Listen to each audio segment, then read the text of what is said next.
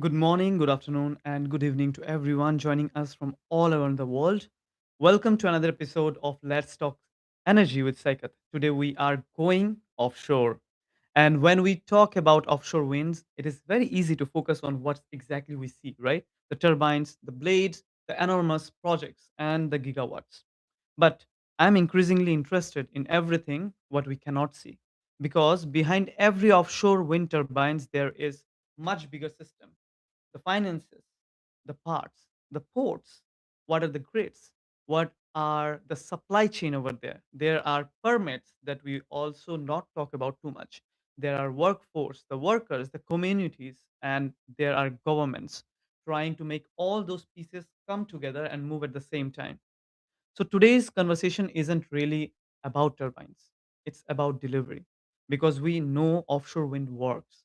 The hard question is, if the technology works, why is offshore wind still so difficult to deliver? And this is exactly what we are going to explore today. And today, as we say about offshore and winds and onshore and wind turbines, I'm delighted to join by Amisha Patel from Global Offshore Wind Alliance, Goa. We are going to look at where offshore wind stands globally, where's the works, where's the slowing developments, why target matters, what has happened between now and 2030, and what can happen, right? And what's the importance of young audience? Where do we fit in into this entire puzzle and the transition? So let me welcome here Miss Amisha Patel with us. Hey, good. Hi. Hello. It's Hi, Amisha. It's wonderful to have you here. Thank you so much for having me. I know we've been trying to get this into the diary for a long time, so I'm really, really happy to be here. But that's what I say. It's like when we want to get a pure conversation and valuable information, a wait is good. And when we waited, we got it really nice. So thanks a lot for being here as well. Better we get before we get into gigawatts and grades and a lot sort of things. I would like to start with your journey first. So you have worked across different dimensions of the energy transitions.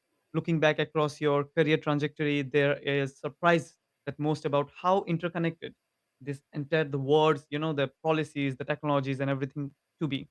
So, how you came across and what is exactly your experience on that?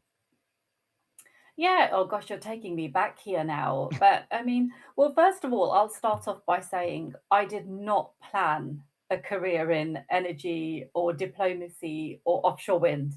I think when I was growing up, and if someone would ask me what I wanted to do when I was growing up, in all honesty, I wanted to do performing arts. I thought I was going to be an actress. But my that dream wasn't fulfilled, but I managed to to find myself. So in this place around the policy arena. So I studied history and politics because that was what I was good at school, and I had a keen interest in current affairs and also in sorry, I've lost you there a moment. Can you like? Apologies. Don't worry. You will be Yeah. on the screen. So Okay. sometimes you'll be It only hasn't portray cut off. yourself. Yeah, Okay, yeah. Don't worry. sorry. Yeah. So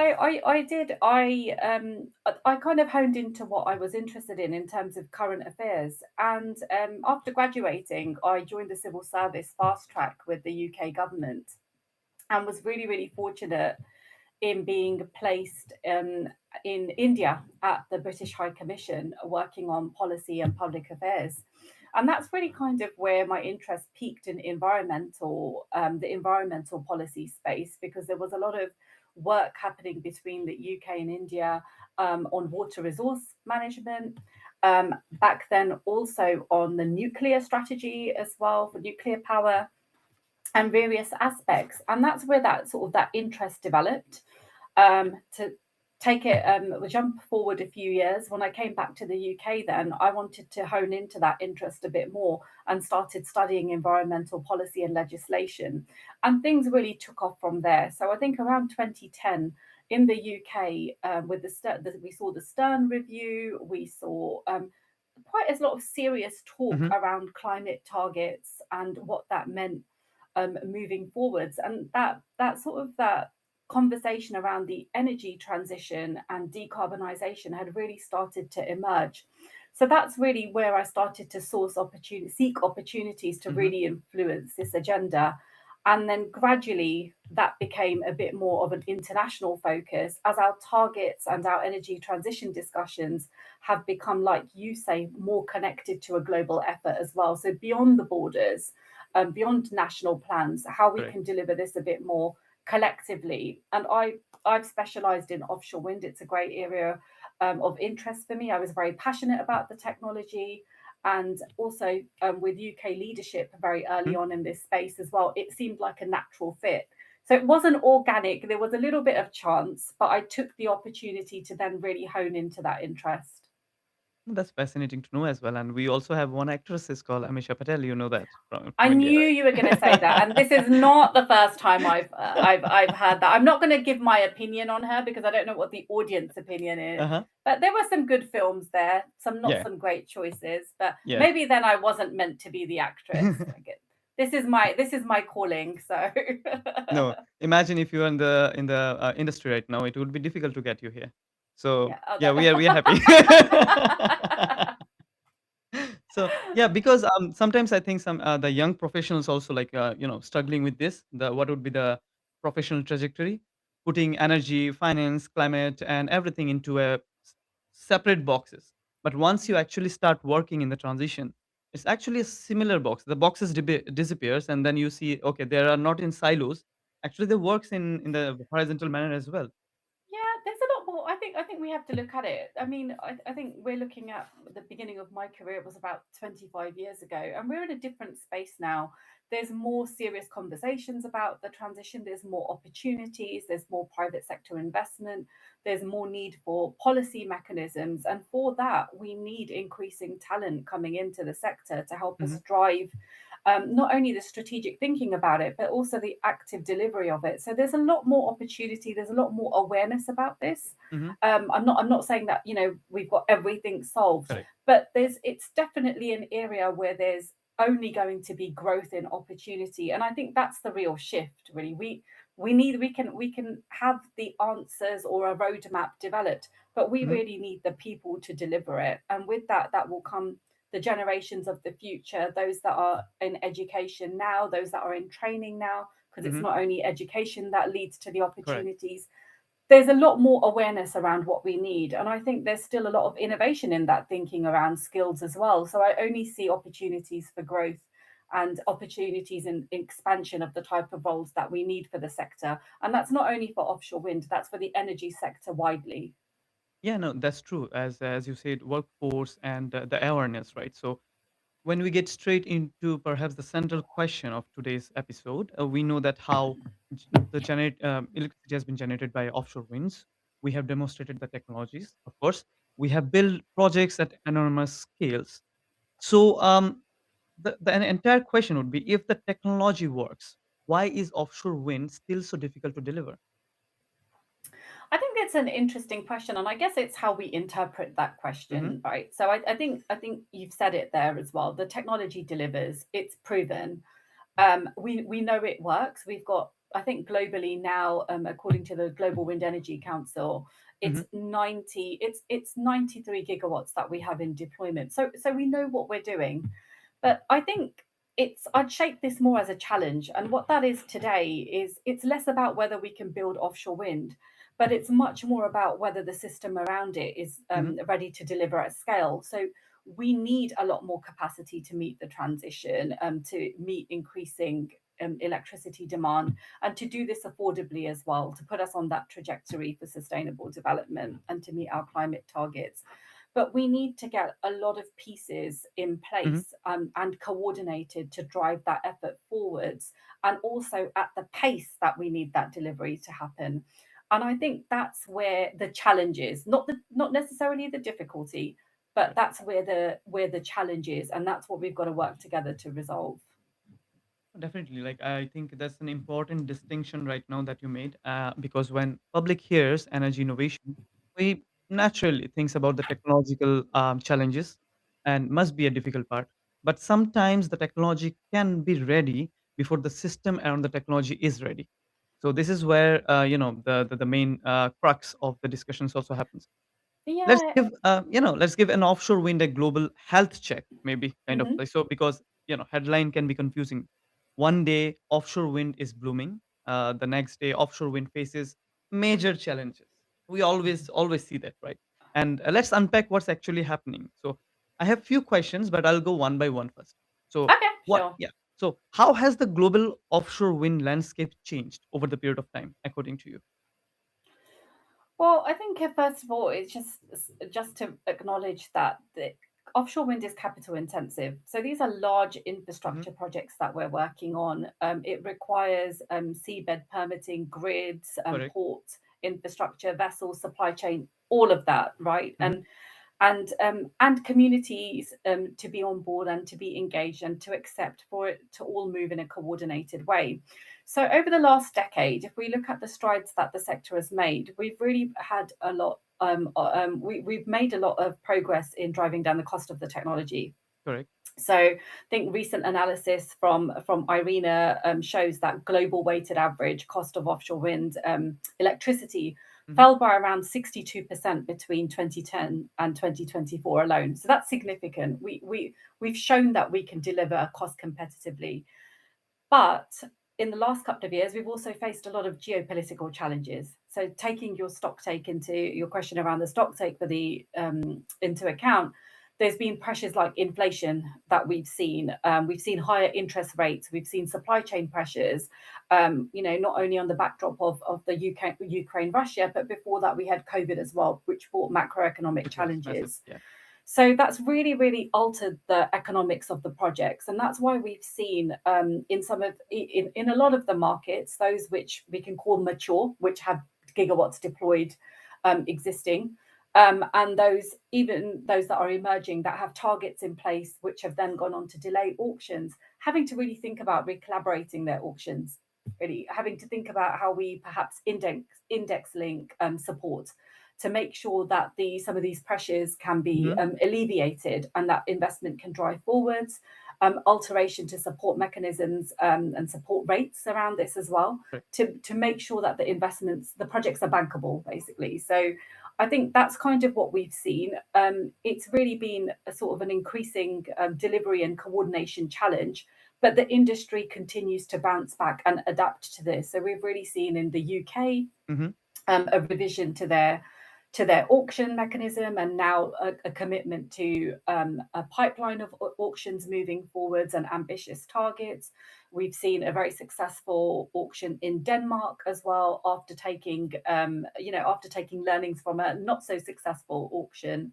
Mhm. And more recently, as well, across the pond, we've seen the state of Victoria in Australia, Correct. initially postpone, but now also this week, positive engagement and seeing an auction pipeline, an auction timeframe announced. So things are moving, but we've got to understand that there will be challenges that happen geopolitically, macroeconomically, and the industry is very agile and also globally connected in terms of sharing lessons to be able to drive that momentum forward. There is momentum globally that exists. So we're seeing more and more markets Mhm. open up to offshore wind as well, but in different parts of the journey. Good. I think you have given the second question's answer as well. Like, I was asking whether deployment was accelerating, and as per your answer, yes, in different part, just not the auction as well. The in-house national policies are also developing in terms of giving them the proper strike prices. I think we have seen a lot of ups and downs in the UK strike price, and during the AR6, AR7, and right now the AR8 as well. A different kind of policies and background has changed according to auction rate as well. Do you have anything to say about it? I think so. I think it's an important point that you raise, and the underlying, I would say the underlying global picture Mhm, remains that one of growth. Right, we're seeing new markets open up. We're seeing targets, or we're seeing governments come forward and certainly make a commitment as well. We have that at GOA. The first step is for governments to come in and show that they're committed to at least exploring offshore wind, right, and working as a part of a global community to do so. But that growth is I think the right word. I'm trying to find the right word for it. A little bit uneven at the moment, right? We've mhm, got those that are moving forwards, like you've said, with the UK adjusting its strike prices to really account for the economic challenges and bring that investment forwards. We've seen similar in other countries as well. Germany is now putting forward its auction as well. So, but these are very experienced markets. But going across the pond to markets like the Philippines, for example, who are also looking to advance their auctions and bring offshore wind to national waters, there's some considerations around that support mechanism and the infrastructure that's required to make these projects bankable and to make sure that they can be delivered on time. So the ambition is there, but this coordinated delivery that I'm talking about, I think we're seeing difference in pace from around the world. And that's what we're, as a sector, as a global sector, we're working with policymakers, we're working and contributing to collaboration, sharing of best practice to alleviate and move those areas forward. And that also means mhm. engagement with the financial community as well. Multilateral development banks have a key part to play, particularly in emerging markets, and lowering that risk to really make sure that these first tranche of projects, particularly, move forward. I think, according to the market drivers that you spoke about, and also there is a delta changes in the development in many places. Like the Mm. momentum are not equal. Um, I can see that there's a differentiate between the implementation and the delivery and also the planning in the entire structure. So, do you think where the momentum is slowing in the entire global areas where the potential is very high, but the momentum is really slow? I think it really varies from market to market and to region to region. As a sector globally, we've seen that permitting bottlenecks can be a real issue. And so there's again been quite a consolidated effort, a great effort from Europe, even at the Commission level, to really streamline permitting regimes across member states to ensure that the integrity of the systems are maintained, but we're not slowing down development, and that we can increase the pace of development and operation so that we can progress to move those targets. So I think there's a more of an awareness and a bit more of a stock take of the development process, but also areas like supply chain. The more ambitious we get, Mhm, the more we need policy mechanisms like targets, commitments to auctions, that private sector and public sector collaboration to make sure that the conditions are there so those projects can be delivered on time as well. So it's important to have the policy levers there that builds investor confidence, but all of the other aspects that we've talked about, the ports, the grids, the planning, the consenting, all of that also needs to be coordinated in a way that we're moving in tandem to drive that forward and to do it at pace. So I think there's mhm, variances of the challenges, mhm. but we know what those challenges are. Wow. So actually, you straightforward coming to my next question, right? As you're talking about the challenges, and we know what are the challenges are, and difficult periods can sometimes actually teach us, in fact, the industry more successful ones as well. Mhm. So, what has the sector learned from the recent market challenges, and what are the challenges that you can identify that has to be more grown over the period of time? Well, I think the sector has really learnt that it's very agile and it can adapt to changing circumstances. And I think also it's about having very honest conversations as well with policymakers and between policymakers and industry Mhm, around the levels of support and the mechanisms that are needed to drive forward. But we need consistency. I think this is the biggest area as well. I think we know that just having a target doesn't necessarily mean delivery. We need to see the plans, the mechanisms, the commitment to infrastructure, and everything else that we've mentioned, concrete plans to drive that investment forwards. So I think that we have good examples of what works when the industry, when the public, private sector, and all the stakeholders are working together to deliver. But we can't have bottlenecks at the target. We need to have that followed through with greater pipeline visibility and that infrastructure investment moving forwards as well. Mm.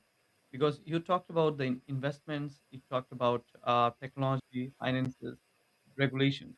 Mhm. Also, there was a situation when you talked about the bottlenecks. So that means everywhere, somewhere, it is going and being stuck with a narrow path, right?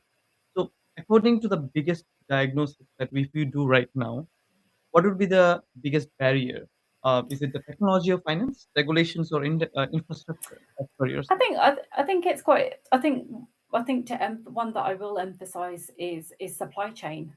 You know, we're very cognizant. There's been ambitious targets that have moved forward, even from some of the mature offshore wind markets. So we've had the Hamburg Declaration make some very ambitious targets this year and for annual capacity targets. But to meet that, we need to Mhm. overcome the supply chain crunch. We know that we won't have enough Correct. supply chain components, turbines being delivered to meet those capacity requirements. And as the market becomes global, which we're seeing, you know, we're seeing the ambition, we're seeing the national targets, and we're Mhm. seeing auctions being announced. We need to be able to ensure that the supply chain and the industry invests in a timely fashion to actually meet those targets.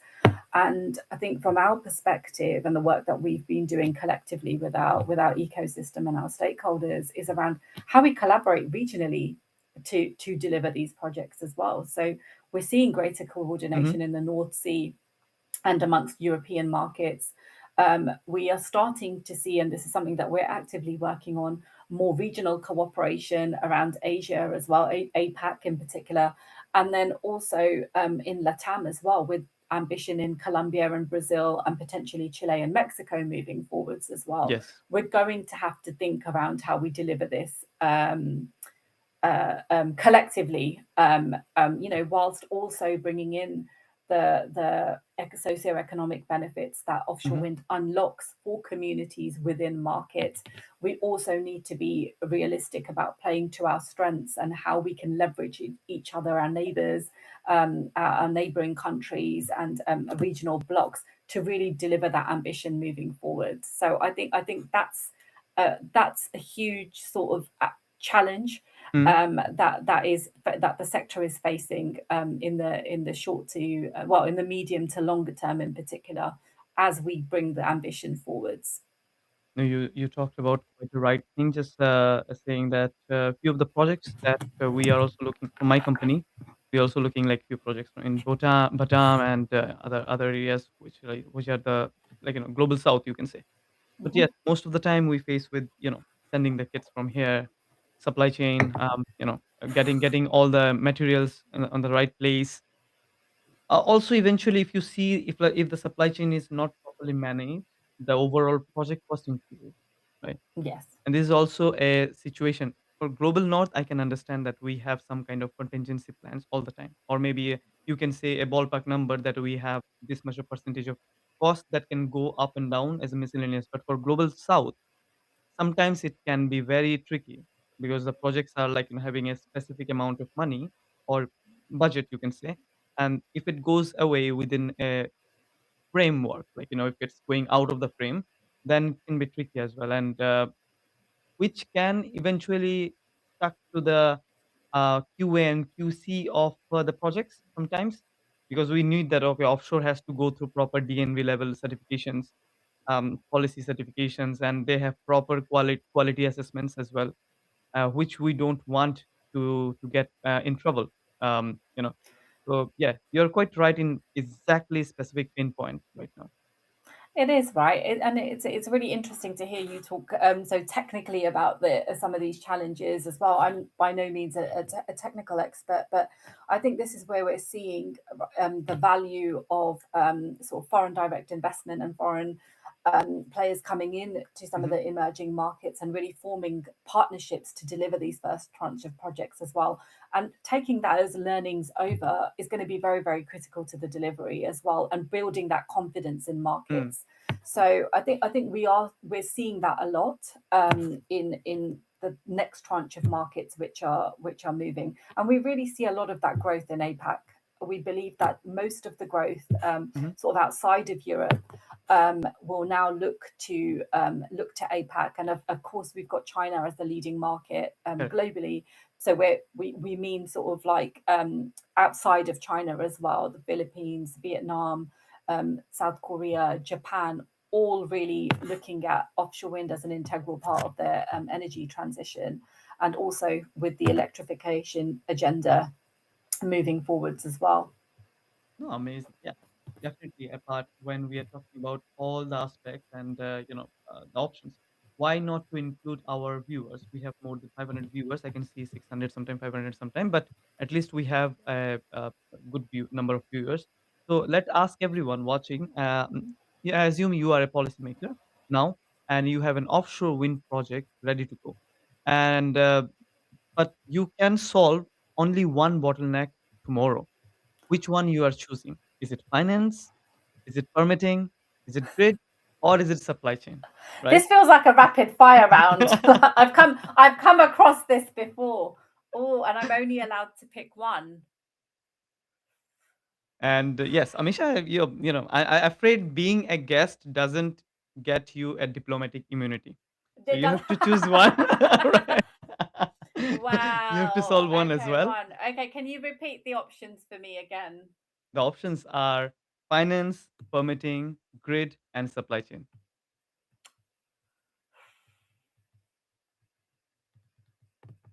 Finance. Amazing. And why? Oh no, one over the other. I think it's I think for some of I think I mean, I would give them all equal Yeah. importance, but as you made me choose one, I think for a certain markets, particularly emerging, having that initial capital and that cash injection going into the markets will really help with bringing much needed private sector investment in, giving that confidence for Hmm. industry to then build around it. So I think that's a really, really critical area, and a big barrier for some of these markets that want to progress with their auctions and build out. So I think it's very, very critical. Makes sense. Yeah. No, it does make sense. And it was just a teaser of our next, not next, it will come up. It's a rapid fire round. And we don't ask why. We just ask the answer. Okay, no, no, rapid fire, and just a fun part where it comes with the words and stuff. But yeah, it will take, like, it will come. But before that, there's a paradox discussion that I want to do. As we are, now we reaching one of my favorite part, which is the energy transition paradox. I say, Okay. to build offshore wind, we need infrastructure, definitely for sure. But sometimes infrastructure investments waits until the projects are certain that okay, it will be happening. And projects wait for infrastructure as well, and the infrastructure waits for projects, vice Mm. versa. So which brings us to our next question, that should countries build grids and ports in anticipation of offshore wind, or wait until the projects are committed? And who takes the first kick?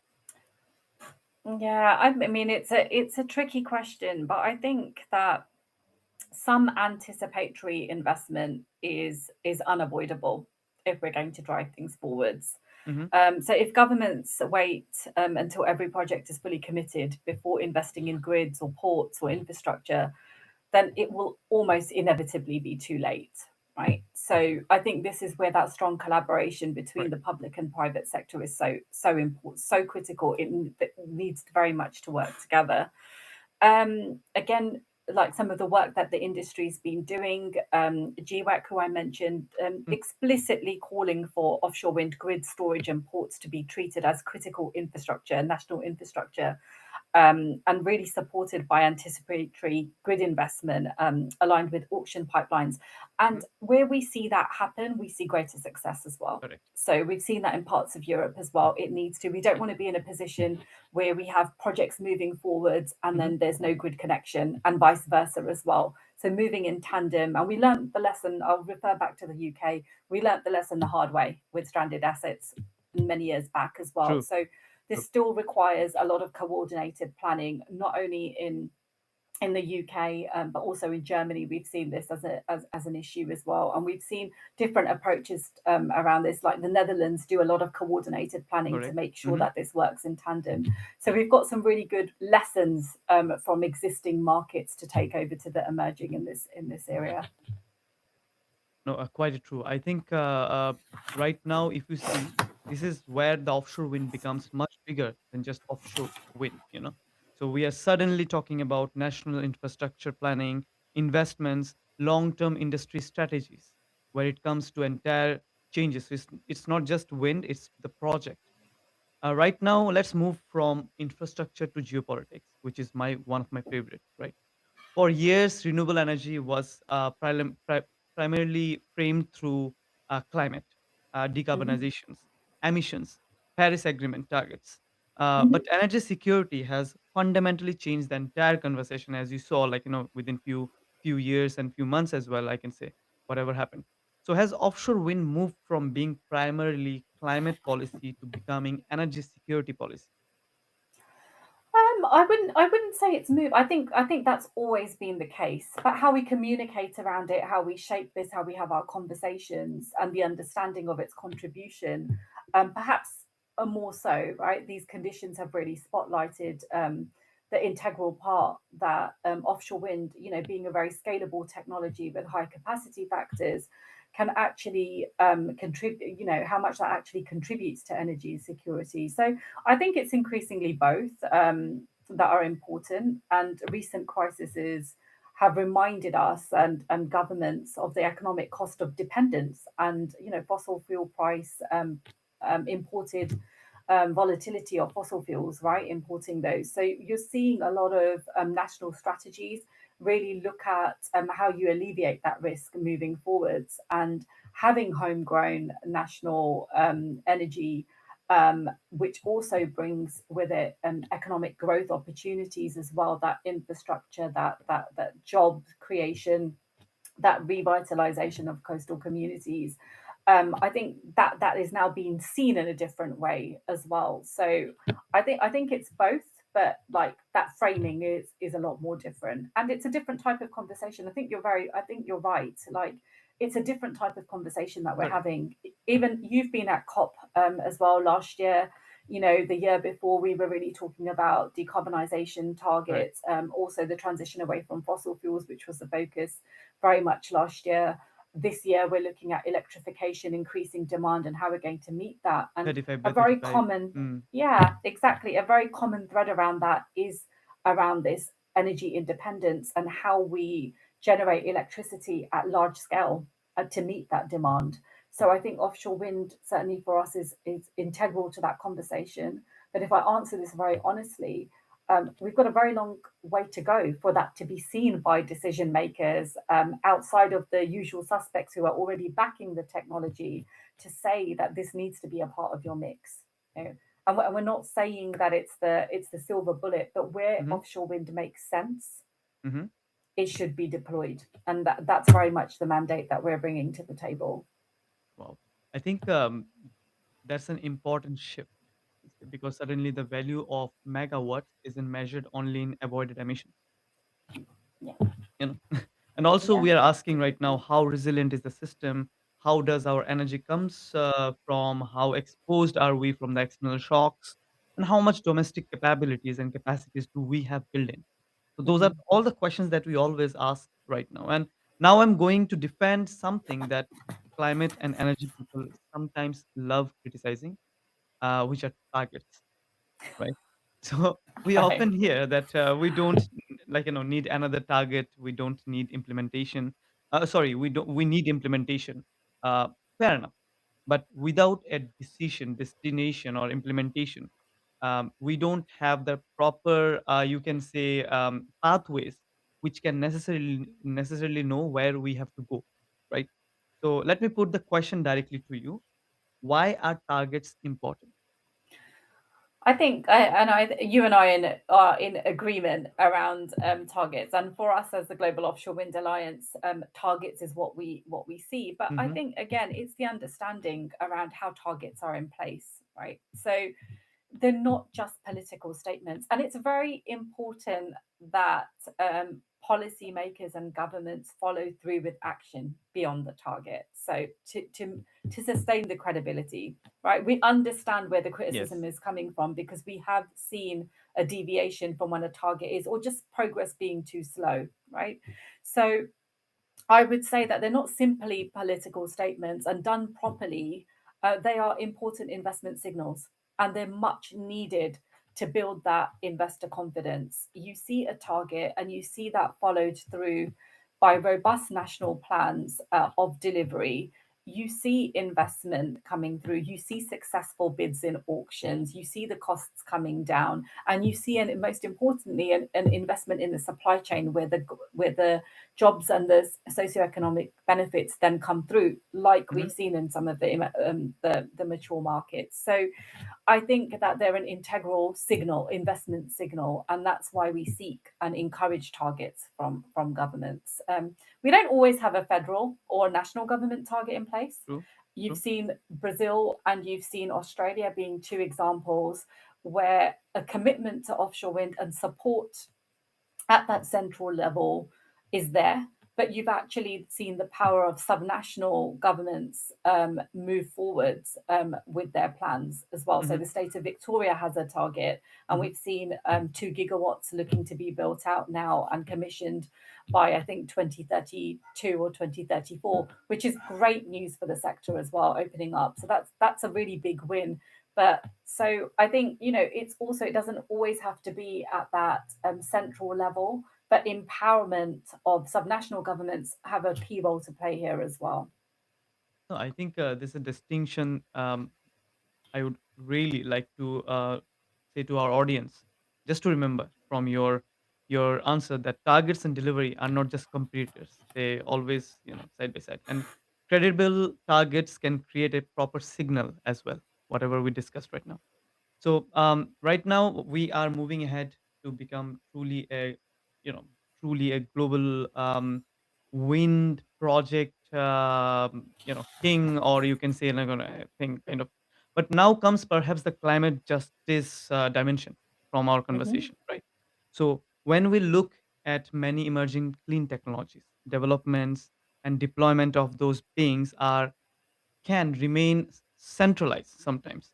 And Mhm. in economies, strong grid, strong finance, established institutions, mature supply chain, I think significant public investments as well counts.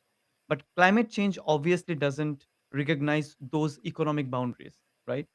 So how do we prevent maybe the offshore winds from becoming another clean technology concentrated primarily in wealthy economies?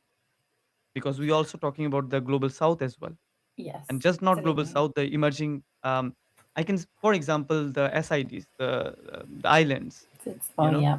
they are also doing good. So how can we future proof them? Yeah. I think this is one of the most important questions for the next decade, um, because offshore wind potential is much broader than today's market footprint. Hmm. Hmm. I think the World Bank's previous sort of analysis has identified technical potential across 115 countries.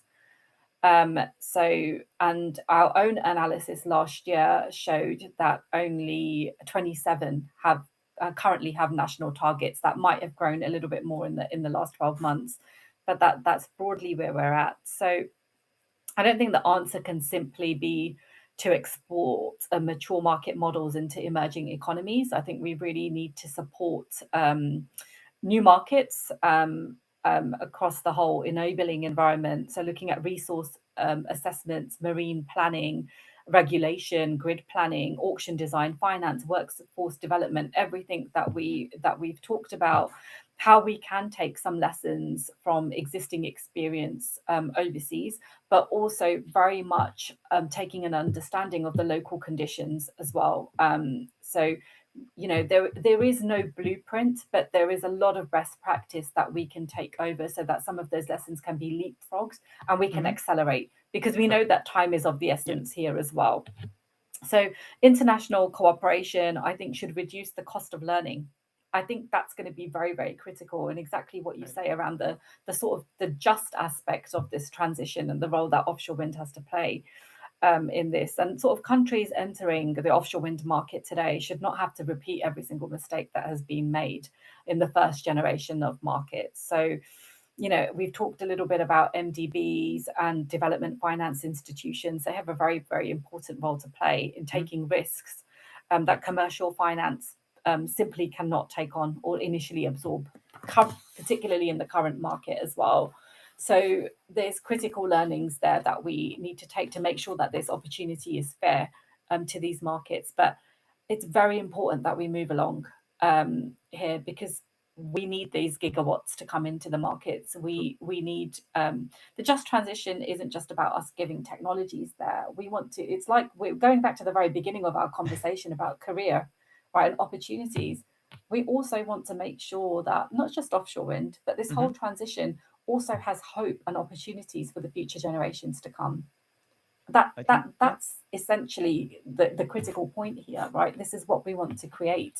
So I think that it's very important that that level of dedication and investment from emerging, from mature markets, and those lessons do get taken over to the emerging markets. But I'm very confident that we are seeing that. But we also need to see the signals from all parties, right, for Correct. that to Yeah. move forwards. Precisely 197 now from 198. So Sorry? precisely 197 countries now rather Oh, than wow. 98. So Yeah. yes, definitely we have to see, because if offshore wind becomes a genuinely global success, the Mm. success cannot simply be exporting turbines to more countries, right? It has to Yeah. be meaning creating a condition where more countries can participate meaningfully, and the offshore wind becomes an economy, right? A emerging economy. um, so Amisha, I want to bring this conversation to the young people right now, who are all of them are watching definitely for sure right now. So Younger people. definitely, everyone is younger by heart. So yeah, yeah. So maybe there are studies. Sorry, they are studying in maybe engineering, maybe economics, maybe policy, maybe science, finance. Maybe they don't even know whether they fit in into those Okay. those areas, and they hear us talking about enormous offshore wind economy developments over next decades. So if a 20-year-old watching us today, right, Mhm. and he wants to know exactly what is going on, wants to work in the offshore wind in next 2035, what's the skill they should have to start their development career?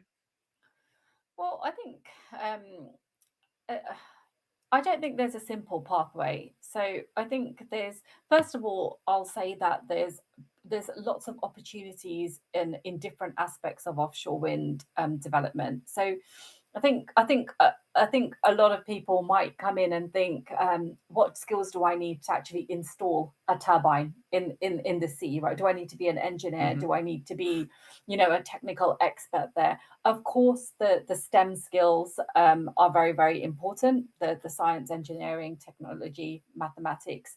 Of course, that's an area if that's what you want to do in terms of delivering projects, building and construction, operations. But there's also a lot of other skills in policy, in analysis, Hmm. in, we've talked about marine spatial planning as well. There's a lot. It's widespread level of opportunity. So I think have an open mind about it. Be curious um, about it as well. And I think I wish someone had said this to me actually when I was younger, that it's not all about higher education either. But we're seeing increasingly in the sector as well that there's apprenticeships as well, there's training, There's opportunities to take a short-term placement to see if you're curious and to see if it's actually a right fit for you. So I think really the main thing is, I would say, is what do you enjoy doing, and then really get curious and investigate how you can fit in, because there's opportunities across the value chain.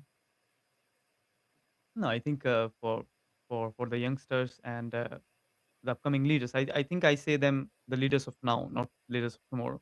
So I think there are more doors to the transition than anyone can Yeah, anticipate. Multidisciplinary workforce that is being ready rather than just one focus area. Before it was just engineering. So if you become an engineer, you can do this. If you become something like specific to economics, you can do this. But right now, there's several other parts like law, like the climate laws, and exactly. economics, policies, and There's a several role for other softer stuffs. skills, as Yeah, well as we're seeing, and we're seeing a big push towards digitalization, to correct. Yes, AI AI. as well. And these are all skills that, I think the youth of today, have a lot of access to, and it will be really, really important that that knowledge really injects into the sector. We're evolving, right? The sector that it was 15 years ago is different to where we are now, and as we grow and as we build out, it's going to be much different then, and we need these skills to keep replenishing and fresh talent and perspectives to come in as well. So we're on our way to resolving some of these challenges, but we're not Mhm. going to be short of challenges moving forward. Let's be realistic about that. And with that, we need new minds, and we need those that are connected, to current times, to really come in and help us find some of those solutions as well. So I think I'm always really encouraged by, the voice of the youth, in the climate movement, and I'm always really encouraged when they hold decision makers accountable. I think it's really, really needed. I think for also for processes, like COP, I often get asked, even within my own network, what's the point?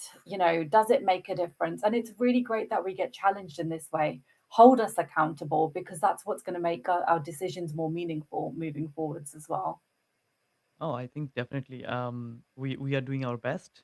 In fact, wherever we can, providing the changes, being the changes, being inside the system, just to change the system.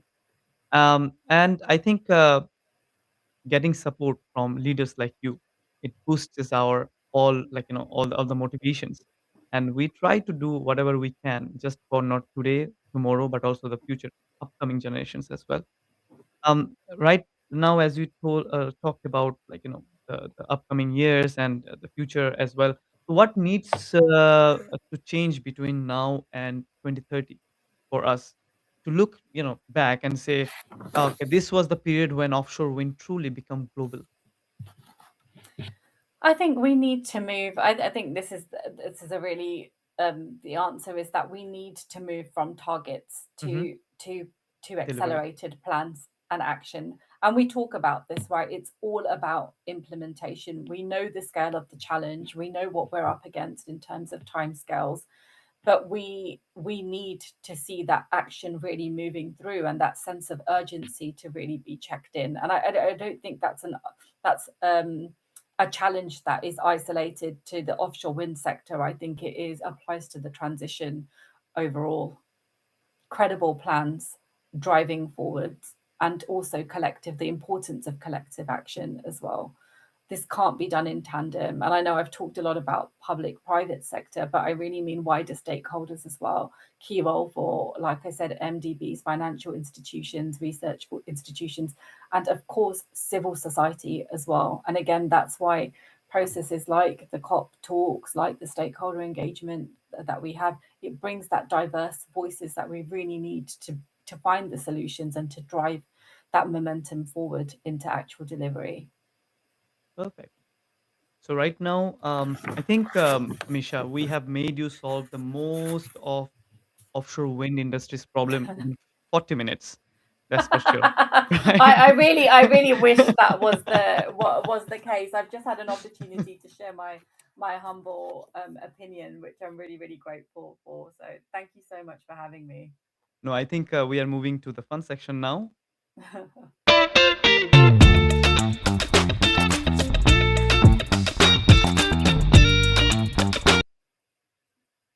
So you have earned the easy section very well, right?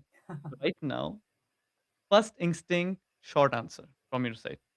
Whatever I Okay. say, your first instinct and very short answer, Okay. correct?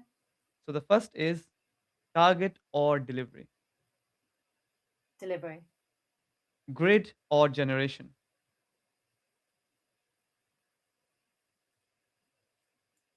Generation. fixed bottom or floating. Oh no. Oh, I'm a big fan of floating. I'm going to say floating. Perfect. Uh, competition or collaboration. The alliance is about collaboration. Amazing. So national actions or global corporations. I'm a diplomat. Global co- global Corporations. collaboration. Yeah. Amazing. So offshore wind in one word. Critical. Mhm. 2030, optimistic or nervous? Optimistic. The last, offshore wind in 2035 in one sentence. Key part of the energy system globally. Oh, that was amazing. Amazing. So, Amisha, thank you so much for being with us. I think there was one deal from today's conversation that I would like to, like everyone to who are watching, to take away is when you see an offshore wind turbine, don't just see a turbine. You know, see the port behind it, see the grids connected behind it, see the capacity building that happened, capital finances, policy enabling, supply chain that we already spoke about, and work maintaining the entire work that needed for the maintenance, community living, socio-economic aspect. A lot of things comes in. So see an international cooperation required for all those policies work together, right? Because offshore wind's next break out maybe not simple, maybe a large turbine, but it may be a better system for the entire turbine, right? So defining so the defining question now is whether we can turn these ingredients, whatever the ingredients we talked about, into delivery or not. And Amisha Patel, thank you so much for being with us, joining us, talking about energy into Let's Talk Energy with Saikat. How you felt, and just want to take your comments on the entire conversation. Well, first of all, thank you so much for having me, and let's make a promise that we will that I'll come back on in 2030 and we will Amit, do a stock done, take. Okay, so we're virtually handshaking on done, that as well. done, done, done. Deal. It's Thank you. I've really enjoyed the conversation, and I think if it's just one key takeaway that we give is momentum behind the markets are there. We just need to make sure that we're converting that ambition into bankable and deliverable projects, and I'm very confident and optimistic that collectively we can work together to do that. And for anyone that is interested in the offshore wind sector as well, to the audience, and you're worried about how to get started or what you need to do, curious, please reach out. And I say this for myself, I'm volunteering everyone from my industry there, my team as well. We love talking about it. We need more and more people to deliver on this ambition. So don't be afraid of reaching out to professionals in the industry if you're curious about what they're doing and how you can get involved and what that looks like for you. Amazing. And the transition needs different skills, different disciplines, and different perspective that we already talked about. So find your fit. That's what I will say to all our viewers. I'm Saikat. Thank you for joining us. I will see you in the next episode of Let's